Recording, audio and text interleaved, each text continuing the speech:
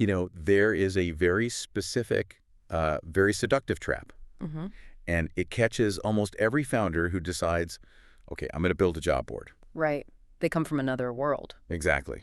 They come from e-commerce, or maybe they've run a successful blog, or they're a community manager who thinks, hey, I have an audience, I'll just add a job board. And they assume the rules of the road for the internet are just universal. Yes. They think the playbook is standardized. Mm-hmm. I write great content. I build a few backlinks. I wait for Google to index me. And then, the traffic just flows. It's the standard formula. It is. And it works for selling shoes. It works for travel blogs. It works for sauce landing pages. And to be fair, it does work for those things. I mean, for 90% of the internet, that is exactly what you should be doing. Oh, duh. But if you try to apply that standard logic to a job board, you're going to run into a wall. A very hard wall. And not just a slow growth kind of wall. We're talking a zero traffic, zero revenue, 6 months of wasted life kind of wall. Because job boards are, to put it mildly, a biological anomaly in the SEO ecosystem. They are a completely different beast. They break all the rules of traditional SEO because they're dealing with a fundamentally different type of material. And that's what we are really unpacking today. We're looking at the counterintuitive reality of growing a niche job board. Right. And I want to be really clear about who this is for. This isn't for the person trying to build the next Indeed or LinkedIn. No, those ships have definitely sailed. We aren't trying to boil the ocean here. This is for the niche operators, the solo entrepreneurs, the association execs looking for, non-dues revenue. The community builders who want to monetize their Slack group. Exactly. Mm. We're talking about the Shopify for job boards crowd. If you are launching a board for, say, biotech engineers in Boston or remote customer support for fintech, this is your survival guide. And we have a massive stack of research to back this up. We're pulling primarily from this really detailed operational guide. It was released by the team behind Himalayas, which is a remote job board that has put up some, absolutely staggering numbers. They really have. And this is why I love this specific deep dive. It's not theoretical. Right. We aren't talking about what might work in a vacuum. The Himalayas team drove 5 million clicks and 365 million impressions in organic search. Wow. You just don't hit those numbers by accident, and you certainly don't hit them by following the standard how to start a blog advice. So our mission today is to walk through this blueprint from the, the architecture to the content strategy right down to the technical plumbing. Mm-hmm. But before we get into the tactics, we have to address the core problem. Yeah. The thing that makes job boards so uniquely difficult. You called it the job board paradox. It all comes down to one single concept: ephemeral content. Ephemeral, so short-lived. Exactly. I mean, think about a blog post. If you write a definitive history of the Roman Empire or a guide on how to bake sourdough bread, that post is an asset. It is valid today, it is valid next year, it is probably valid in 10 years. It just sits there, it accumulates value, it earns backlinks over time. It's like buying a house. It appreciates. It appreciates. But a job listing is different. How so? A job listing is a banana. A banana. It goes bad. Senior React developer at Startup X, that listing has a shelf life of maybe 30 days. 60 if you're lucky. And then it expires. The position is filled. The page just, it goes down. It becomes a 404 error. It redirects to some generic page. Exactly. So just think about the SEO implications of that for a second. Just as that specific page is starting to get indexed by Google, just as it's maybe earning a social share on Twitter or a backlink from a newsletter. Poof, it dies. It dies. The value resets to absolute zero. That is a terrifying realization. I mean, if you build your entire strategy around ranking individual job posts, you are essentially trying to fill a bucket that has a massive hole in the bottom. You are pouring water in, you're hustling for listings, you're posting on social, and it's just draining out faster than you can fill it. You are on a treadmill that just keeps speeding up. That is the paradox. It is. You need the listings to be a job board, but the listings themselves are terrible SEO assets because they just disappear. Which sounds like a complete nightmare for anyone trying to build a sustainable business here. But, clearly people do succeed. Oh, yeah. Indeed. Glassdoor, LinkedIn, they've solved this. Himalayas solved this. So how do you fix the hole in the bucket? You have to change what you consider to be the asset. Okay. And this brings us to the architecture of a successful board. The guide references this framework by Ethan Smith, who's brilliant at breaking down complex SEO. He divides the workload into 3 buckets: What are they? programmatic, editorial, and technical. Programmatic, editorial, and technical. I feel like most founders, especially the solo operators, they just gravitate immediately toward the technical. Oh, absolutely. It's the field of dreams fallacy. If I build the perfect code, they will come. Yeah. They obsess over site speed, they obsess over JavaScript rendering, they worry about the color of the apply button. And look, don't get me wrong, technical competence is the baseline. You need a site that works. Right. But for job boards, the massive wins, the millions of clicks, they do not come from having slightly cleaner code than your competitor. They come from the other 2 buckets. Programmatic and editorial. That is where all the leverage is. So let's start with programmatic. Yeah. Because this contains what I think is the most critical, most counterintuitive insight in our entire stack of research. We established that individual job postings die. So if the job posting isn't the long-term asset, what is? The category page. This is what we call the LinkedIn secret. The LinkedIn secret. I love that. Let's break it down. So it's hiding in plain sight. If you analyze LinkedIn's public traffic data, and we are talking about, massive scale here. Huge. They get something like 6.2 million monthly organic visits. Now ask yourself, where does that traffic actually land? When someone clicks a result from Google to go to LinkedIn, what are they looking at? I assume they are looking at a job. Junior accountant at Generic Corps. That's what you'd think. It's what I thought. But the data shows that 83% of that organic traffic does not go to individual job postings. 83%. Are you serious? 83%. That traffic is landing on programmatic category pages. So when you search software engineer jobs in Austin or remote marketing manager, you don't want to see one job. No. You want to see all the jobs. Exactly. You land on an aggregation page, and here is why that flips the entire playbook. What is it? That page never expires. It's permanent real estate. It is permanent. The individual jobs inside the container, they churn, they come and go every month like passengers on a bus.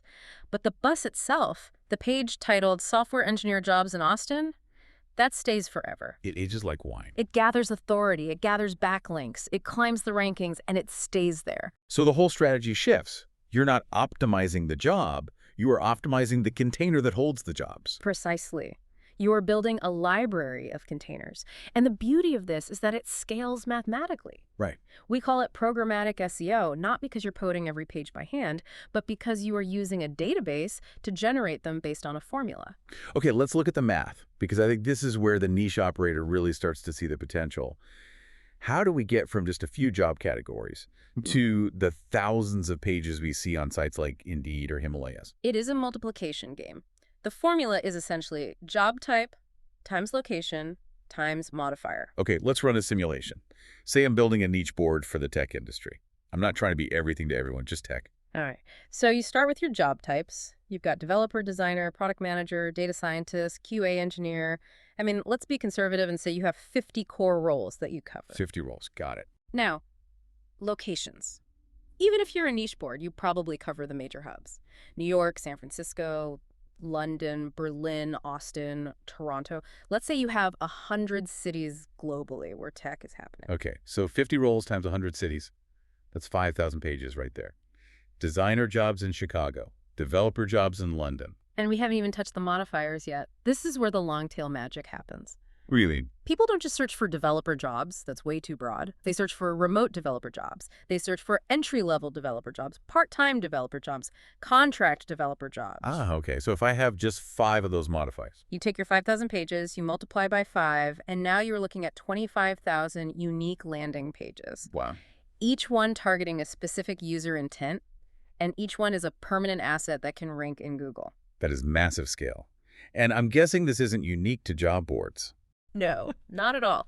This is the standard playbook for the giants of the internet. It is just, It's how the internet is organized now. TripAdvisor does this for hotels and city. Yeah. Yelp does it for restaurants and neighborhood. Right. And even outside of marketplaces, you see companies like Wise, formerly TransferWise, they built their entire SEO dominance on this exact strategy. How did they do it? They have programmatic pages for every currency pair you can imagine. USD to EUR, GBP to JPY. They didn't handwrite 50,000 pages. Right. They built a template, and they just injected the data. That strategy drives 49 million visits. 49 million, okay. So for a job board, these category pages are the engine. But there was another type of programmatic page mentioned in the research that I thought was really clever and frankly underutilized. Salary pages. Salary pages. Yes. This is a huge opportunity that most operators just miss because they are too focused on the transaction of applying for the job. Right. They think, why do I need a salary page? The salary is on the job listing. But you have to think about the user journey. Think about search intent. What do people type into Google when they are thinking about a job but maybe not quite ready to apply? Am I getting underpaid? Exactly. They type software engineer salary in Austin or senior marketing manager salary remote. That is a very specific high-intent query. Right. The person searching that is likely considering a move or negotiating an offer. They are high-value traffic. And if your site has a programmatic page that aggregates your own data to answer that specific question? You catch them way earlier in the funnel, you become their resource, and structurally it has the exact same benefit as the job category page. Doesn't expire. It's evergreen. Yeah. Actually, it's better than evergreen. It gets better with age because you can just update it year over year. 2024 salary guide, 2025 salary guide. It compounds in value. And it answers a question that, the generic national averages always miss. Because national averages are useless. Completely useless. A national average for a developer salary tells you nothing. I mean, $100K in San Francisco is poverty wages. $100K in Ohio is a fortune. You need local context. If your board can provide that programmatic local context aggregating data from just the jobs you have, you win. Okay, so I'm sold on the math. I'm a founder. I have my database. I run the query. 50 roles, 100 cities, 5 modifiers. Boom. I have 25,000 pages ready to go. Right. My instinct, and I think the instinct of any ambitious entrepreneur, is to push the button. Deploy all 25,000 pages on day one. Let's flood the zone. Let's dominate. And I am here to tell you, stop. Do not do that. Put your hands in the air and step away from the keyboard. Why? If the pages are the asset, why not deploy the assets? Because that is the trap. That is the quality before quantity trap that kills new job boards before they even get started. Okay. You will run headfirst into a little message in Google Search Console that gives nightmares to SEOs everywhere. What is it? Crawled, currently not indexed. That sounds bureaucratic, but I'm sensing it's fatal. It is fatal. I mean, here is the reality. If you launch a brand new domain, you have 0 domain authority. Google does not trust you yet. You are a stranger at the party. Right. If you suddenly dump 25,000 pages onto the web, and those pages are mostly thin, maybe they only list 1 or 2 jobs. Or maybe no jobs at all yet. Or no jobs at all. Google looks at that pattern and says, this looks like spam. This looks like a link farm. So they trawl it, they see it, but they refuse to put it in the index. Exactly. They just ignore it. And getting out of that hole is so much harder than staying out of it in the first place. You just burn your crawl budget, which we'll get to later, on a bunch of junk pages. So what is the safe approach? How do we scale without triggering the spam filters? The advice from Igal Stolpner, who's a real authority here, he runs SEO for investing.com. He advises the 40-50 page rule. Just 40 or 50. That seems incredibly small compared to the 25,000 potential pages we just talked about. It's all about validation. It's about proving to Google that you are a legitimate business. You pick your highest value pages, the ones where you know you have good inventory. So things like remote React jobs or marketing jobs in New York, Yeah. the big ones. Right. You launch those, you make them impeccable, you validate that they can rank, you get some traffic flowing. Once you see them gaining traction, gaining impressions, then you release the next batch. You have to earn the right to scale. You don't get scale for free. I want to double click on impeccable. What makes a programmatic page high quality? If it's generated by a database, isn't it inherently, robotic? Yeah. How do we make it feel human enough to satisfy Google and the user? It's about a concept called information gain and just good user experience. A bad programmatic page is just a list of 10 blue links. It looks like a Craigslist scrape. Okay. A good one. It's a dashboard. Paint the picture for me. What does a dashboard category page look like? Okay, so imagine you land on designer jobs in Berlin. First, the H1 title is dynamic and specific. 142 designer jobs in Berlin, Germany. Real-time job count. I like that. Right. Then below that, you have a summary. The average salary for a designer in Berlin is 65,000 euro. Maybe a list of top companies hiring designers in Berlin with their logos. Okay. And then, and this is the secret sauce, a small block of unique editorial content. Editorial content on a programmatic page. Really? Yes. Oh. Just 150 to 200 words, a blurb describing the design scene in Berlin, or the visa requirements for Germany, or the top neighborhoods for creative agencies. That sounds like a lot of writing if you have thousands of pages. It is. But you don't do it for all of them at once. You do it for your top tier, your most important pages first. That little bit of unique text signals to Google that this is a curated resource, not just a database dump. It differentiates you. It tells the user, a human actually thought about this page. It adds that human layer, which actually leads us perfectly into the next big blind spot the sources talk about. We've been talking a lot about the job seeker, the person searching for the job, but there's another human in this equation, the one who's actually paying the bills. The employer. This is the dual audience blind spot. It is the single biggest missed revenue opportunity for niche job boards. It's not even close. Why is that? Most boards obsess over traffic volume. How many seekers can I get? They optimize for remote jobs, tech jobs. But seekers don't pay you. Employers pay you. Right. And employers have a completely different search behavior. They aren't browsing for fun. No, they are in pain. They're actively searching for pain relievers. Give me an example of an employer pain search. What are they typing into Google at 11 p.m. on a Tuesday? Okay, think about the headspace of a hiring manager. They need a React developer, their project is behind schedule, and they can't find anyone good. They don't search for React jobs. What do they search for? They search for where to post developer jobs, how to hire remote engineers, best job boards for healthcare, or even cost to hire a developer in Ukraine. I see. They're looking for a solution to a business problem. Exactly. And the commercial intent on those keywords is it's off the charts. A keyword like where to post developer jobs might only get 100 searches a month. It's tiny volume compared to the seeker traffic. Right. But those 100 people, they are desperate. They have a corporate credit card in their hand. They are looking for a place to spend money right now. You compare that to the 10,000 seekers who are searching for remote jobs. Most of whom are unqualified or just browsing, or they'll never convert. I mean, if you look at your bottom line, you would take the 100 employers over the 10,000 seekers any day of the week. And yet most niche boards have zero content targeting those employers. Zero. So how do we fix that? What's the content strategy for the employer side? Do we write a big ultimate guide to hiring? You know, the sources actually recommend against that ultimate guide approach. Really? Why? They call it the ranch-style content approach. Ranch style. Yeah. Like the house. Yeah. Single story, spread out. It's exactly. Accessible, low barrier to entry. Instead of building a skyscraper, one massive generic guide that tries to cover everything, you build a ranch. You disaggregate your content into very specific problems. So instead of a generic how to hire, it's more like job description template for React developers, or how to assess soft skills in remote interviews, or onboarding checklist for sales managers. Job description template is a brilliant one because if I'm searching for that, I am literally about to post a job. You are 5 minutes away from needing a job board. And if you provide the template, you earn their trust, you save them time.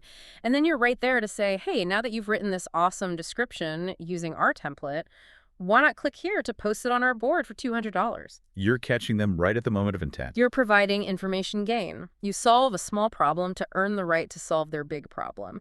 And because these are such specific long-tail keywords, the competition is surprisingly low. Right. Indeed, and LinkedIn are fighting over the big, broad keywords. You can own these specific ones. Okay, so we have the programmatic architecture for the seekers. We have the pain point content for the employers. Now we need to get under the hood a bit. Let's talk about the technical realities.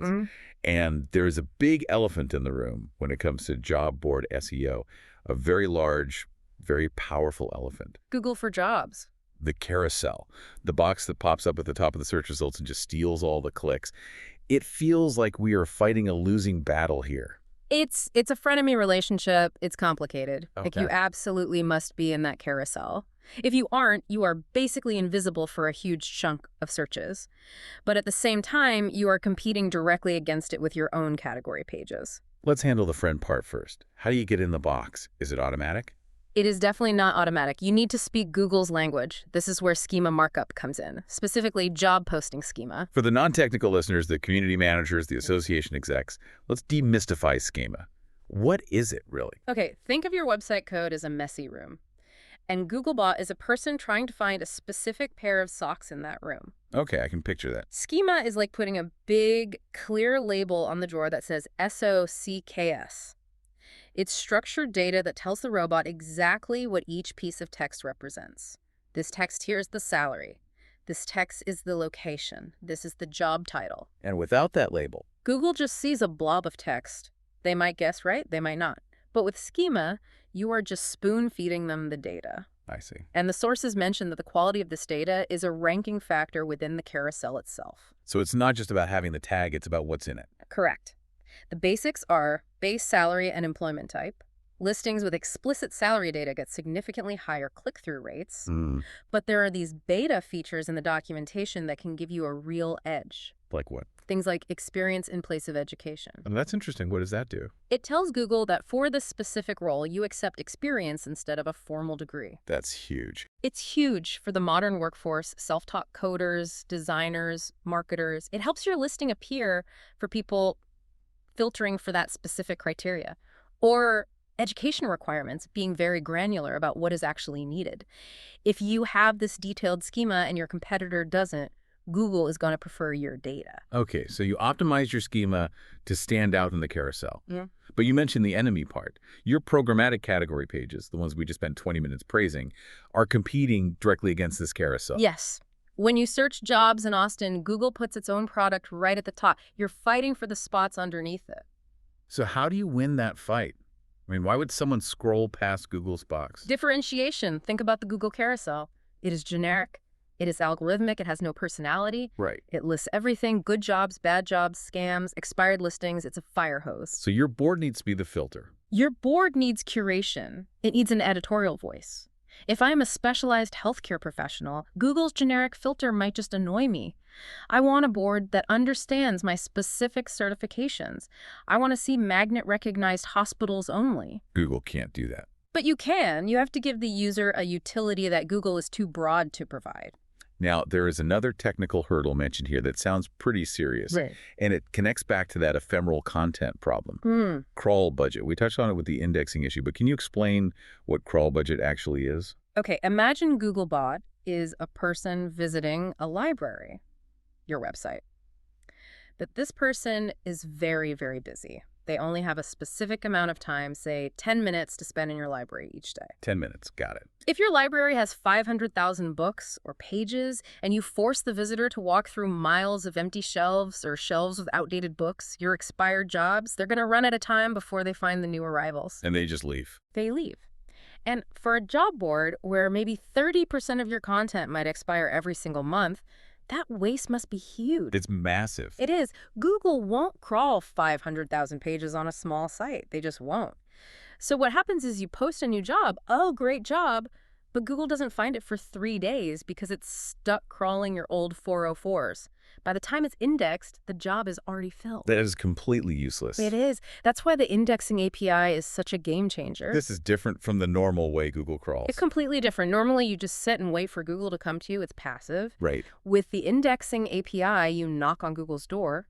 It allows you to push a direct notification to Google saying, hey, I have a new URL here. Crawl it right now. And this works. It cuts indexing time from days to hours, sometimes even minutes. Wow. For a job board, that speed is your competitive advantage. It ensures your fresh inventory is visible immediately. So why doesn't everyone use this for every single page? Why don't I use it for my blog posts? Because it's restricted. And Google is very, very strict about this. You are only allowed to use the indexing API for 2 types of content: live streams and job postings. Ah, okay. Because of the ephemeral nature we talked about. Exactly. They know these things expire. If you try to use it for blog posts, you are violating the terms of service and you risk penalties. But for job boards, it is the designated tool. It is essentially a VIP lane for ephemeral content. If you aren't using it, you are operating at a massive disadvantage. That is a huge technical tip. Now, we always talk about Google, but the sources mention Bing. Yeah. Is Bing actually relevant here? Surprisingly, yes. You shouldn't ignore Bing. I feel like don't ignore Bing is the SEO version of eat your vegetables. We know we should, but do we really? You should. First, there is Bing Webmaster Tools, which is their version of the console, but specifically they use a protocol called Index Now. It's similar to the API. It allows for instant indexing across both Bing and Yandex. And why should we care about Bing's market share? It's what, like 3%? Well, it's not just Bing. Bing powers Yahoo, DuckDuckGo, Ecosia, and Critically. It feeds into AI tools like Microsoft Copilot. Oh, right, AI. If you want your jobs to show up when someone asks an AI assistant for help on their Windows computer, feeding data into Bing is the primary pipeline for that. That is a perfect segue. We're going to talk about the AI future answer engine optimization in just a minute. But first, I want to talk about trust. Mm-hmm. Because finding a job isn't like buying a pair of socks. It's people's livelihoods. It really matters. And this brings us to YMYL. Your money or your life. That is Google's classification for high-stakes topics: finance, health, and jobs. Google treats job boards like medical sites. If you give bad advice or have scammy listings, you can actually hurt someone's life. You can ruin their finances. So the bar for quality is much, much higher. Way higher, and this is measured by EET. EET, experience, expertise, authoritativeness, and trustworthiness. That's the one. It's an acronym that SEOs love, but let's break it down practically for a job board operator. How do you prove you have EEAT? Okay, let's look at experience. You need to show you are actually part of the hiring ecosystem. Don't just be an aggregator. Right. Share your first-party data. We helped 500 engineers find jobs this year. Here is the average time to hire on our platform. That is data only you have. Okay. What about trust? Trust is foundational. You are handling resumes. You are handling PII, personal identifiable information. You need clear privacy policies. You need verified employer badges, transparent pricing. If a user feels sketchy about uploading their CV, they bounce. And Google tracks that. Google tracks that bounce rate and dwell time. If everyone leaves your site immediately, Google assumes your site is low trust and they'll downrank you. And then there's authoritativeness. Yeah. This connects back to the content strategy we talked about earlier, right? The topical authority flywheel, this is my favorite concept in the whole guide. It's how you combine the programmatic breadth with the editorial depth. Connect the dots for us. Okay, so you have your programmatic page, remote software engineer jobs. That is the breadth. It shows you have the inventory, but then you have a blog post. Software Engineer Salary Guide 2026. That is depth. And then another post, React Developer Interview Prep Questions. And maybe a third, Top 10 Cities for Tech Expats. And they all link to each other. They interlink tightly. The job page links to the salary guide. The salary guide links to the interview prep. The interview prep links back to the job page. Okay. This tells Google, we don't just list these jobs, we understand the entire career path of a software engineer. That is topical authority. A generalist board like Indeed can't go that deep on every single niche, but you can. That is how the niche player wins. You go deeper than the giant can afford to go. Exactly. You become a destination, not just a list of links. So looking forward, the landscape is changing fast. Right. We have Google for jobs, we have niche boards, and now we have the disruption of AI. ChatGPT, Perplexity, Gemini. The sources call this answer engine optimization, or AEO. This is the frontier. Gartner predicts a 25% drop in traditional search volume by 2026 because of AI chatbots. That is a terrifying statistic if you rely on search traffic. I mean, if people stop searching jobs in Austin and start asking ChatGPT, find me a job in Austin, where does that leave us? It is a shift. People aren't just typing keywords anymore. They're asking questions. And they expect answers, not 10 blue links. So the metric changes. It changes from ranking position to share of answers. Share of answers. So if I ask ChatGPT, where can I find a remote marketing job? I want my board to be the answer generator. Or at least cite it as the source for the answer. So how do we optimize for that? Do we just ask the robot nicely? I wish it were that easy. It comes down to structure and clarity. LLMs, large language models, they're trained on text. They prefer clear facts over marketing fluff. Give me a bad versus good example for AEO. Okay, bad. We offer a competitive salary, a great culture, and world-class benefits in a fast-paced environment. That's fluff. It's total fluff. It means nothing to an AI. It's hard to extract any real data from that. Okay, and the good version? Good. Base salary, $75,000 to $95,000. Benefits, 401k match, 5%. Remote stipend, $1,000. 20 days PTO.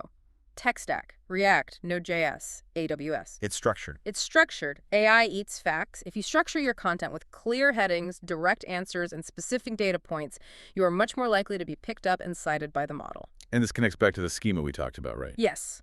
Structured data, like schema, is a language AI understands perfectly, but it also means optimizing for question clusters. Instead of just targeting the keyword software engineer, you want to answer every question surrounding it. What is the average salary? What are the requirements? What is the career path? It sounds like digital PR becomes really important here, too. Huge. Being mentioned in reputable news sites or industry blogs trains the AI to see you as an authority. If the New York Times or TechCrunch cites your salary data report, ChatGPT learns to trust your salary data. So the goal is to be the primary source. Be the source of truth. That is the ultimate defense against AI disruption. If you own the proprietary data, the salaries, the placement stats, you become the source that the AI must cite. This has been a massive download of information. We've covered the paradox of ephemeral content, the power of programmatic category pages, the trap of thin content, the dual audience strategy for revenue, the technical weeds of the indexing API, and the future of AI. It is a lot. It's a full graduate course in marketplace SEO. But I want to circle back to something we said right at the beginning, the tone check, the reality of the timeline. Because I can see a listener getting excited, building the 50 pages, doing the schema, and then 3 months later, checking their analytics and seeing nothing. Yes.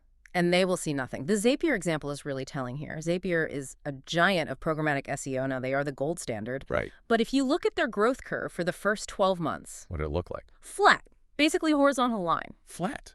For a whole year. For a year. You are building infrastructure. You are creating pages, fixing schema, writing content, earning trust.